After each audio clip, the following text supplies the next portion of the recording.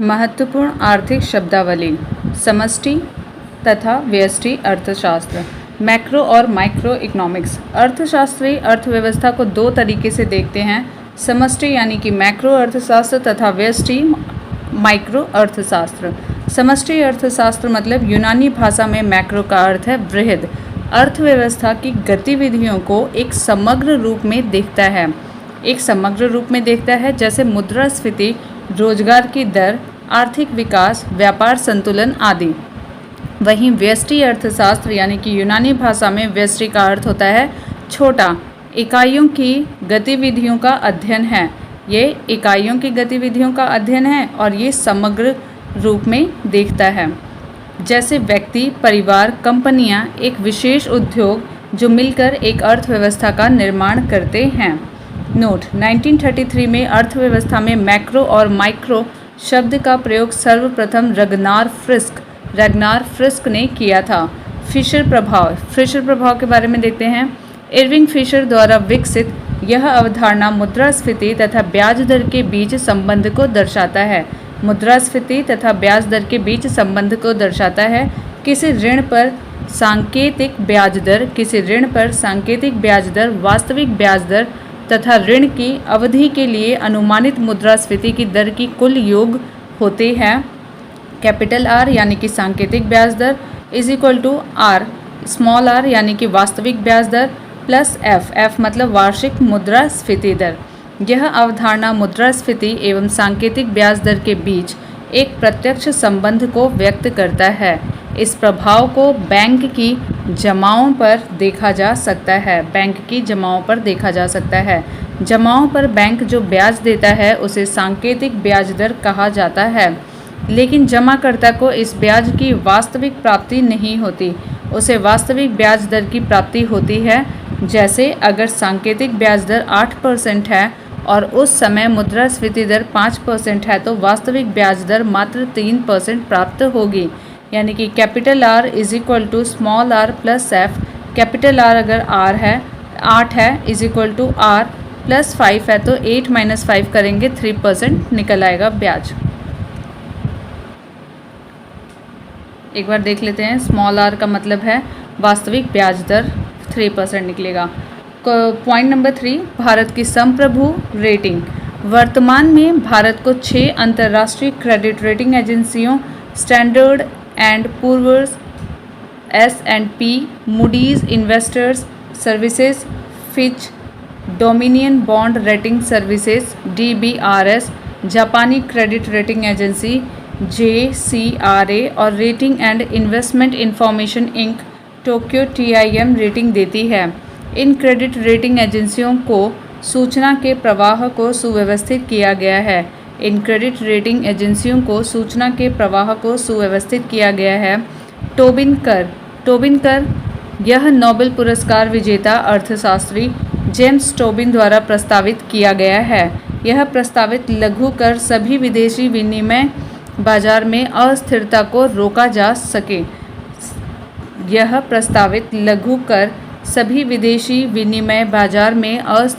रोका जा सके। टोबिन कर दुनिया भर में कहीं भी कार्यान्वित नहीं किया गया। अगले पॉइंट्स देखते हैं इसके। कार्बन डीलिंग, शेयर बाजार के बाहर होने वाले सभी व्यापार को कर्ब डीलिंग कहते हैं। ये कर्ब डीलिंग है 5वां। शेयर बाजार के बाहर होने वाले सभी व्यापार को कर्ब डीलिंग कहते हैं। 6ठा है बजट, किसी संस्था या सरकार के एक वर्ष की अनुमानित आय व्यय का लेखा जोखा बजट कहलाता है। सरकार का बजट अब केवल आय व्यय का विवरण मात्र ही नहीं होता, अपितु यह सरकार के क्रियाकलापों एवं नीतियों का वितरण भी है।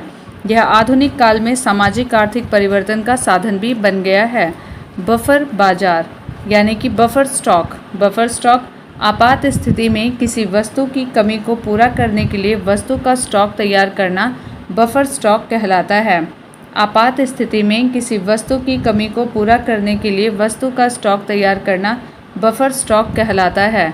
8वां, तेजड़िया और मंदड़िया, बुल्स एंड बेयर, यह स्टॉक एक्सचेंज के शब्द हैं। जो व्यक्ति स्टॉक की कीमतें बढ़ाना चाहता है तेजड़िया कहलाता है। जो व्यक्ति स्टॉक की कीमतें गिरने की आशा करके किसी वस्तु को भविष्य में देने का वायदा करके बेचता है वह मंदड़िया कहलाता है। क्रेता बाजार, बायर्स मार्केट, जब किसी वस्तु की मांग कम तथा पूर्ति अधिक होती है तो विक्रेता की तुलना में क्रेता बेहतर स्थिति में होता है। ऐसे बाजार को क्रेता बाजार कहते हैं। ब्रिज लोन, ब्रिज लोन का मतलब है कंपनियां प्राय अपनी पूंजी का विस्तार करने के लिए नए शेयर तथा डिबेंचर्स जारी करती रहती हैं। कंपनी को शेयर जारी करके पूंजी जुटाने में 3 माह से भी अधिक समय लगता है। इस समयावधि में अपना काम जारी रखने के लिए कंपनियां बैंकों से अंतरिम अवधि के लिए ऋण प्राप्त कर लेती हैं। इस प्रकार के ऋणों को ब्रिज लोन कहते हैं। फ्लोटिंग ऑफ करेंसी, किसी मुद्रा की विनिमय दर को स्वतंत्र छोड़ देना ताकि मांग और पूर्ति की दशाओं के आधार पर वह अपना नया मूल्य स्वयं तय कर सकें। अवमूल्यन, डिवैल्यूएशन, यदि किसी मुद्रा का विनिमय मूल्य अन्य मुद्राओं की तुलना में जानबूझकर कम कर दिया जाता है तो इसे उस मुद्रा का अवमूल्यन कहते हैं।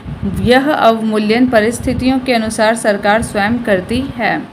विमुद्रीकरण, डीमोनेटाइजेशन, जब काला धन बढ़ जाता है और अर्थव्यवस्था के लिए खतरा बन जाता है तो इसे दूर करने के लिए विमुद्रीकरण की विधि अपनाई जाती है।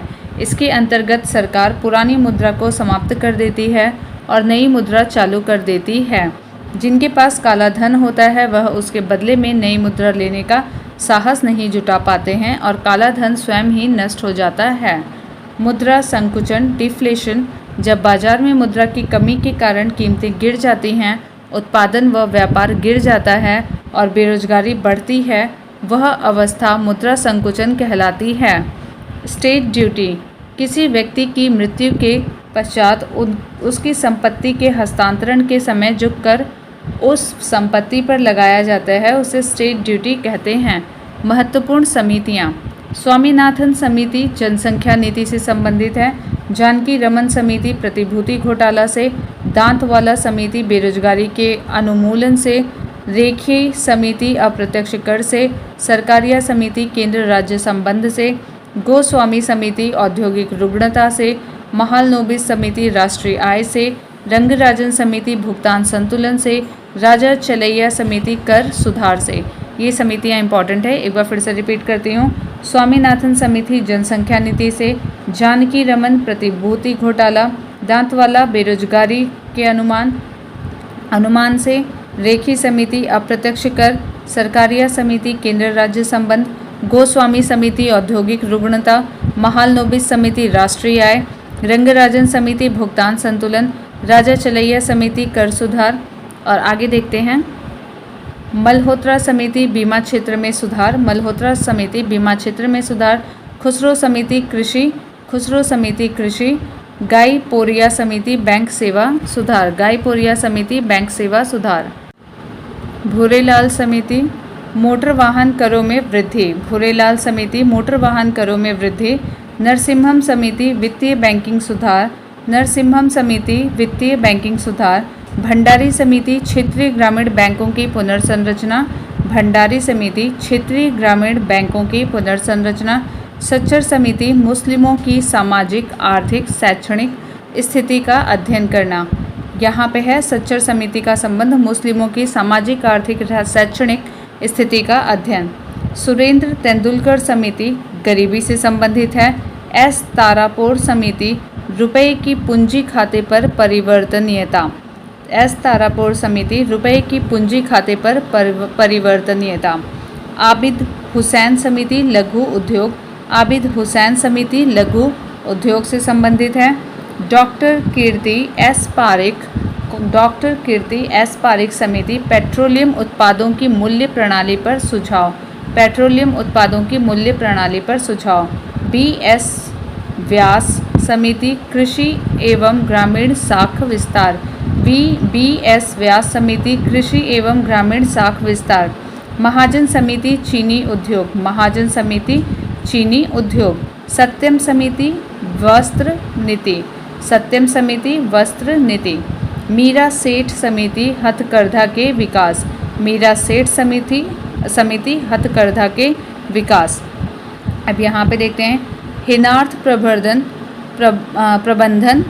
डेफिसिट फाइनेंसिंग, जब सरकार का बजट घाटे का होता है अर्थात आय कम होती है और व्यय अधिक होता है और व्यय इस आधिक्य को केंद्रीय बैंक से ऋण लेकर अथवा अतिरिक्त पत्र मुद्रा निर्गमित कर पूरा किया जाता है, तो यह व्यवस्था घाटे की वित्त व्यवस्था अथवा हीनार्थ प्रबंधन कहलाती है।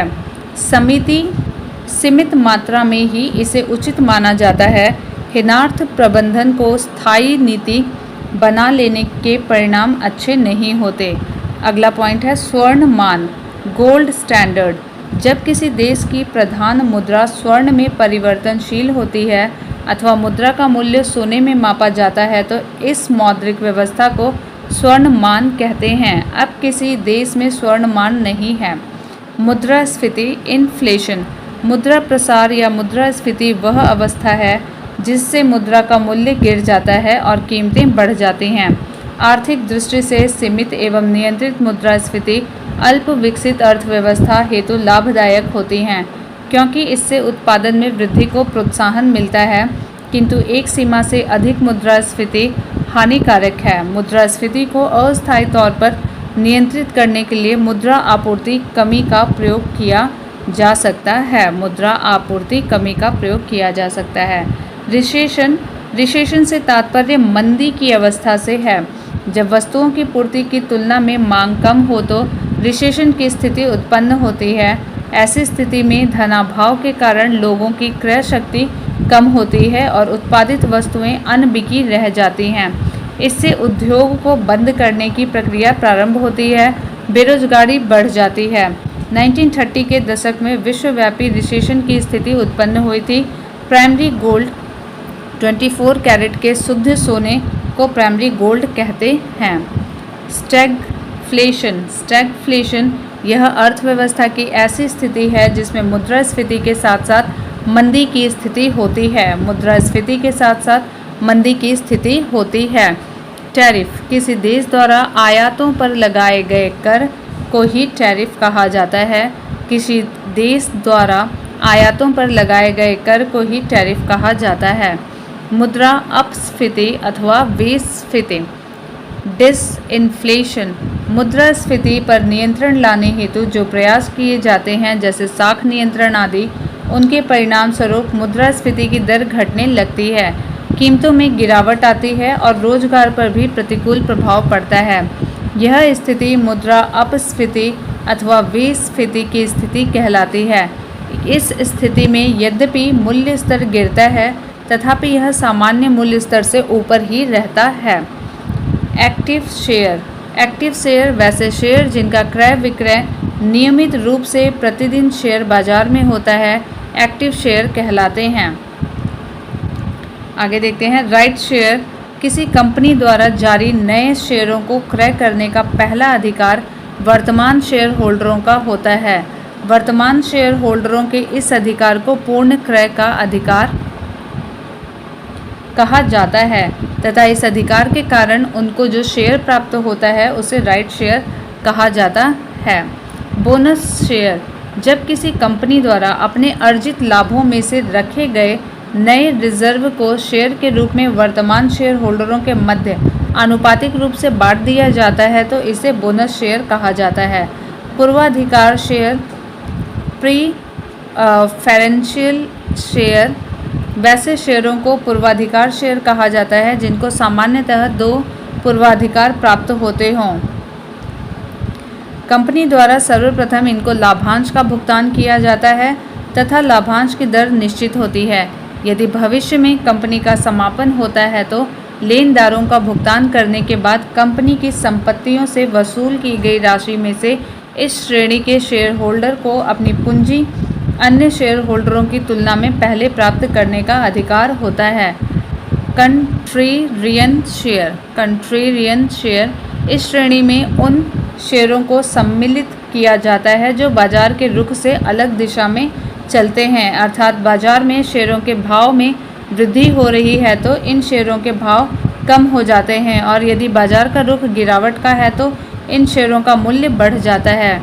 AD index, advance decline index, इन सूचकांक का प्रयोग शेयर बाजार की तेजी या मंदी के रुख का पता लगाने के लिए किया जाता है। इसकी गणना के लिए एक दिन में जिन शेयरों के मूल्य बढ़ते हैं उनकी संख्या में उन शेयरों को भाग दिया जाता है जिनके मूल्य उस दिन गिरे होते हैं।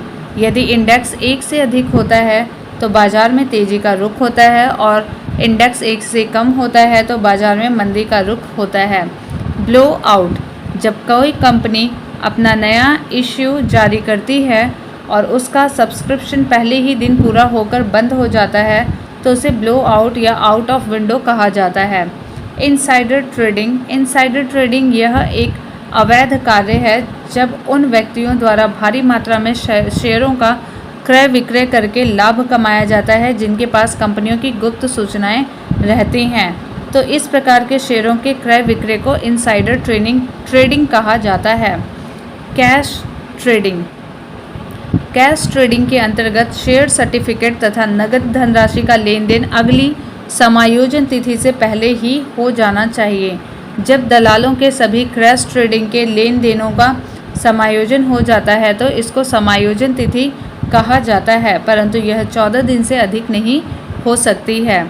कर्व ट्रेडिंग: जब शेयर बाजार के निर्धारित ट्रेडिंग समय के बाद अलग से सौदे किए जाते हैं तो इसको कर्व ट्रेडिंग कहा जाता है। यद्यपि सौदे दलालों के द्वारा किए जाते हैं परंतु इनको वैधानिक नहीं माना जाता है। इस प्रकार किए गए सौदों का विवरण शेयर बाजार में उपलब्ध नहीं रहता। वर्तमान में यह सेबी द्वारा प्रतिबंधित है। स्टैग उन व्यक्तियों को कहते हैं जो नई कंपनियों के इश्यू में भारी मात्रा में शेयरों के आवेदन पत्र प्रेषित करते हैं। इनको यह आशा रहती है कि जब कुछ व्यक्तियों को शेयर नहीं मिलेंगे तो वे इन शेयरों को बढ़े मूल्य पर खरीदने को तैयार हो जाएंगे। यह व्यक्ति केवल आवेदन पत्र की राशि प्रेषित करते हैं तथा शेयर आवंटित होते ही बेच देते हैं। बदला फॉरवर्ड चार्ज: जब कोई दलाल भविष्य के लिए सौदा करता है परंतु भविष्य की तिथि पर सौदा पूरा न करके आगे के लिए खिसकता रहता है तो कार्य के लिए उसे जो चार्ज देने पड़ते हैं उसे बदला कहा जाता है। यदि यह कार्य तेजड़ियों द्वारा किया जाता है तो इसे सीधा बदला और मंदड़ियों द्वारा किया जाता है तो इसको अंधा बदला कहा जाता है। वोलेटाइल शेयर जिन शेयरों की कीमतों में बहुत अधिक परिवर्तन होते हैं उन्हें वोलेटाइल शेयर कहा जाता है। इन शेयरों की कीमत में परिवर्तन को इस प्रकार नापा जाता है: परिवर्तनशीलता = अधिकतम मूल्य माइनस न्यूनतम मूल्य अपॉन न्यूनतम मूल्य। फ्लोटिंग स्टॉक किसी कंपनी की चुकता पूंजी का वह भाग फ्लोटिंग स्टॉक कहलाता है जो शेयर बाजार में क्रय विक्रय के लिए उपलब्ध रहता है। शेयर सर्टिफिकेट: यह एक ऐसा प्रमाण पत्र है जो कंपनी के मोहर के अधीन शेयरधारक के नाम जारी किया जाता है तथा जिसमें उन शेयरों के नंबर लिए रहते हैं जिनके लिए यह जारी किया जाता है। उनमें शेयर भुगतान की गई धनराशि का विवरण होता है। बेयरर डिबेंचर: ऐसा डिबेंचर जिसका हस्तांतरण केवल सुपुर्दगी के द्वारा हो जाता है उनको डिबेंचर कहा जाता है। कंपनी के रजिस्टर में इनका कोई लेखा जोखा नहीं होता है। डिबेंचर के साथ लगे कूपन को प्रस्तुत करने पर ब्याज तथा डिबेंचर को प्रस्तुत करने पर मूलधन भुगतान प्रस्तुतकर्ता को प्राप्त हो जाते हैं। खो जाने तथा चोरी हो जाने पर इस प्रकार के डिबेंचर के पूर्ण जोखिम होते हैं।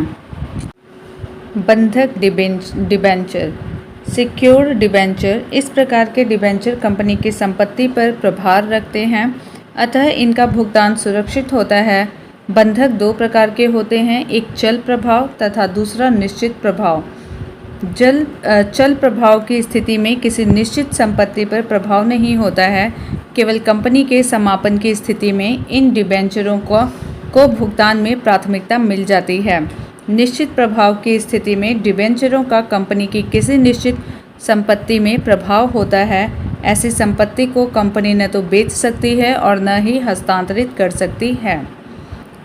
41 पॉइंट परिवर्तनशील डिबेंचर कन्वर्टिबल डिबेंचर: यह वे ऋण पत्र होते हैं जिनके धारकों को कंपनी यह विकल्प देती है कि वे किसी निश्चित अवधि के अंदर अपने ऋण पत्र को कंपनी के शेयर में बदलवा सकते हैं। परिवर्तन की शर्तें सामान्यतः निर्गमन के समय ही तय कर दी जाती है, परंतु ये शर्तें कंपनी में अलग अलग हो सकती हैं। हंग अप, जब किसी शेयर का भाव किसी निवेशक द्वारा क्रय किए गए भाव से काफ़ी नीचे चला जाता है तथा ऐसी स्थिति में अधिक घाटा उठाकर शेयर बेचने के बदले वह निवेशक भविष्य में उसके भाव बढ़ने की आशा में अपने शेयरों को रखे रहें, तो ऐसी स्थिति को हंग अप कहा जाता है।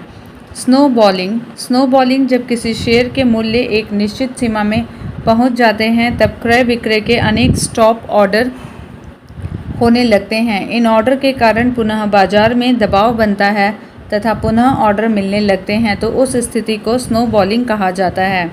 ग्रे मार्केट, यह अनाधिकृत बाजार होता है जहां नई तथा अभी शेयर बाजार में सूचीबद्ध न हुई प्रतिभूतियों का प्रीमियम पर लेन देन होता है। ये सौदे भी अनाधिकृत होते हैं।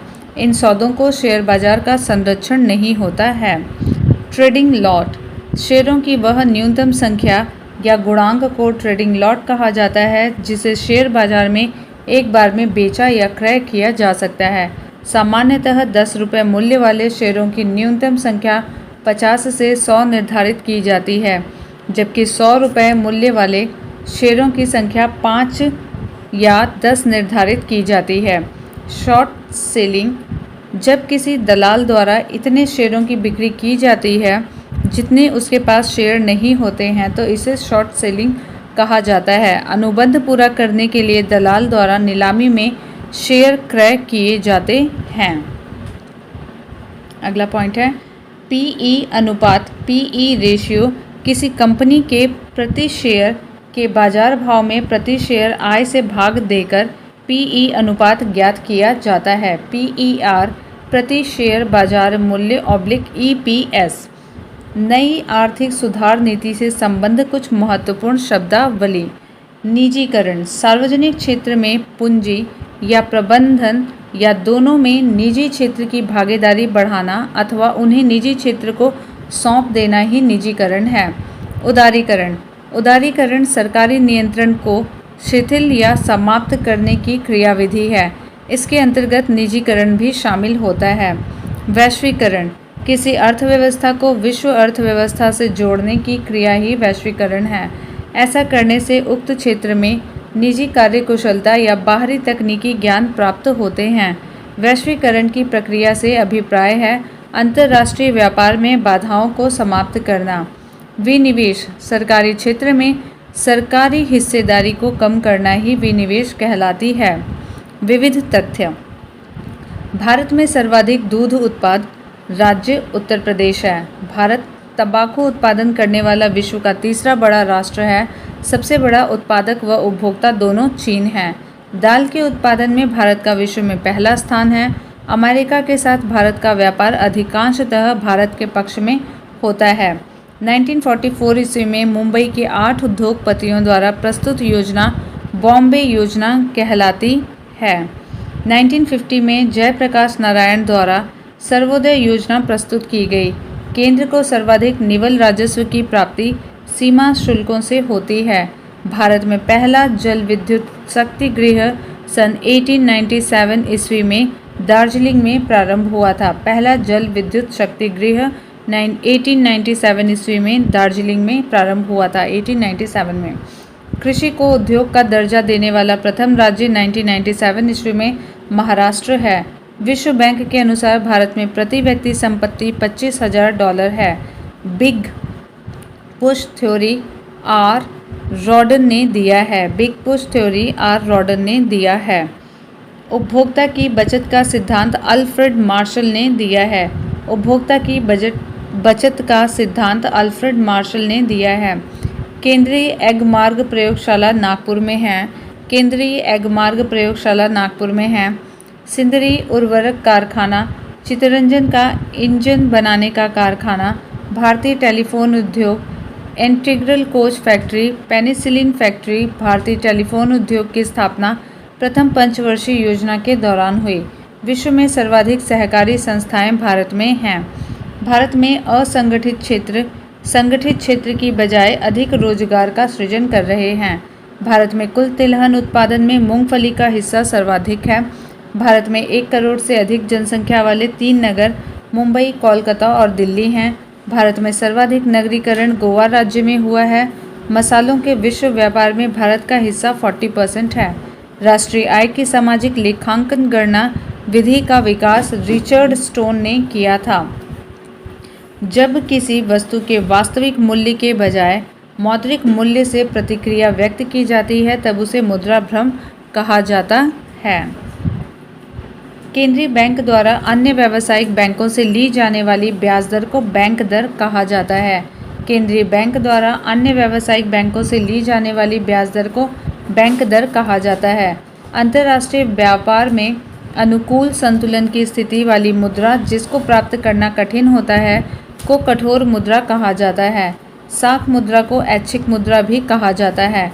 भारत में पाई जाने वाली बेरोजगारी की प्रमुख प्रकृति संरचनात्मक है। भारत में पाई जाने वाली बेरोजगारी की प्रमुख प्रकृति संरचनात्मक है। अर्थव्यवस्था की कीमतों का औसत स्तर सामान्य कीमत स्तर कहलाता है। अर्थव्यवस्था की कीमतों का औसत स्तर सामान्य कीमत स्तर कहलाता है। आय में बदलाव के फलस्वरूप उपभोग में बदलाव उपभोग की सीमांत प्रवृत्ति कहलाता है। आय में बदलाव के फलस्वरूप उपभोग में बदलाव उपभोग की सीमांत प्रवृत्ति कहलाता है। विदेशी मुद्रा के अनुसार देशी मुद्रा की कीमत विदेशी विनिमय की दर कहलाती है। किसी देश का आयात और निर्यात से संबंधित भुगतान शेष व्यापार शेष कहलाता है। किसी देश का आयात और निर्यात से संबंधित भुगतान शेष व्यापार शेष कहलाता है। कराधान, जनता से ऋण तथा घाटे की वित्त व्यवस्था राजकोषीय नीति के 3 प्रमुख साधन हैं।